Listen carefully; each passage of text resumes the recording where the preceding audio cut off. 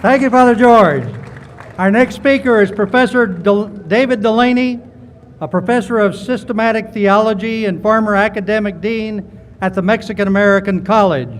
Prior to his work at MAC, he was associate director, academic dean, and assistant professor of systematic theology at St. John Institute of Catholic Thought. Please welcome Professor David Delaney.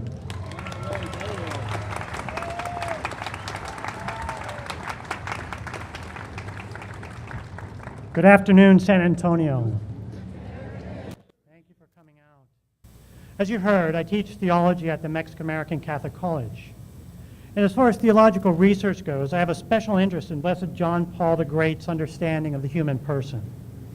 In a nutshell, we could summarize his anthropology to say that the human person is one who is created in the image of God, who is a communion of three persons. And so the person is an individual, but he is also created for relationships of love with God and one another. So you might be asking yourself, what does this have to do with the HHS mandate? Well, I'll tell you. You see, John Paul II's interest in the human person began in many ways from his experiences under two of the most brutal tyrannies the world has yet seen. Both happened, of course, in the 20th century, a century Blessed John Paul called the century of tears. He wanted to understand how a group of men could turn whole societies against other men. It'd take a book, probably two, to explain all the fascinating insights that John Paul II uncovered about the human person and how these tragic political systems can and do come about. I've been told I only have 5 minutes. Well, now 4. I can summarize it to say that he found the problem to be with what he calls a crisis of the human person. Man forgetting who he is and the greatness to which he is called. Now, the two regimes of which I previously referred had arisen out of Christian societies with great Christian traditions, but they rejected their patrimony. The Nazis for a contrived paganism, and the Soviet communists for an explicit atheism. They both had plans to build an ideal society, but they had rejected the Christian traditions that would have shown them that authentic societies can only be built upon an authentic understanding of the human person, and that these societies must serve the authentic good of the human person. John Paul discovered that without God, man becomes an enigma to himself, and he ends up turning upon himself. I've been teaching church history this semester, and I've reflected upon it. Now, I've learned that if we look at the Jacobin reign of terror during the French Revolution, the Bolshevik Socialist Revolution and its Stalinist aftermath in Russia, the Nationalist Socialist Worker Parties, the Nazis in Germany, the National Socialism of Italian fascism, and the Maoist communism of Pol Pot in Cambodia. I could go on.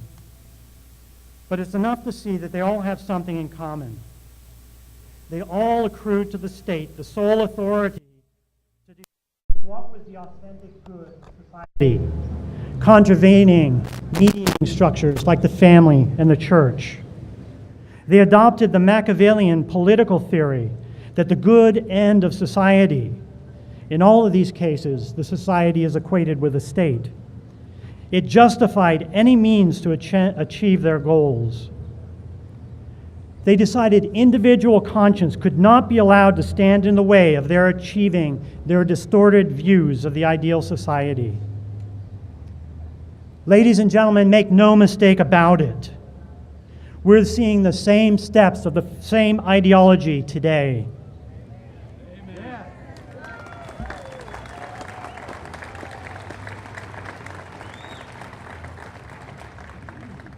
Anyone who thinks that the United States, because it is built upon religious freedom, is exempt from tyrannical rule, needs to go back and read recent history more carefully.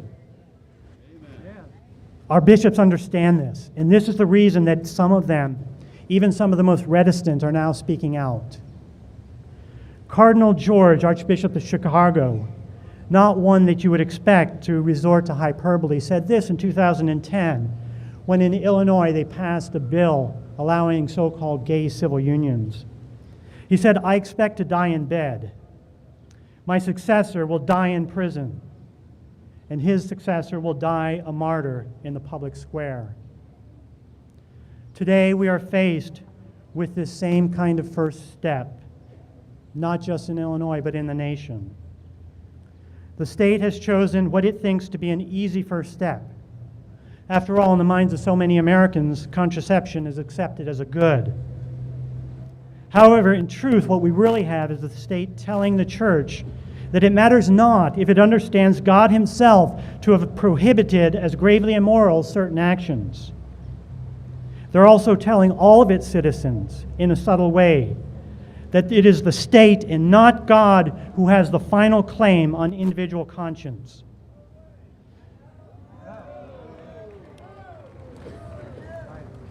As Father George told us, conscience is something inviolable.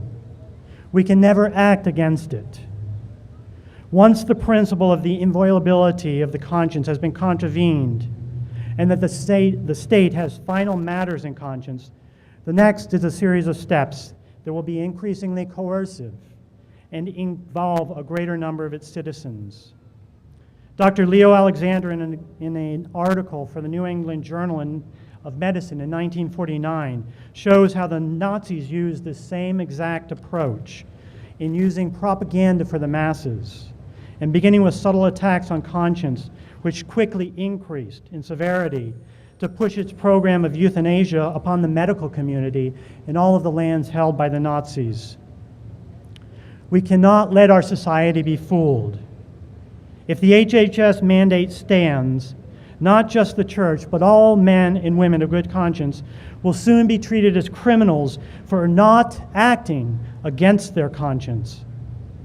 It may start with contraception, but this administration has made it very clear it soon will extend to abortion, so-called gay marriage, and no doubt euthanasia.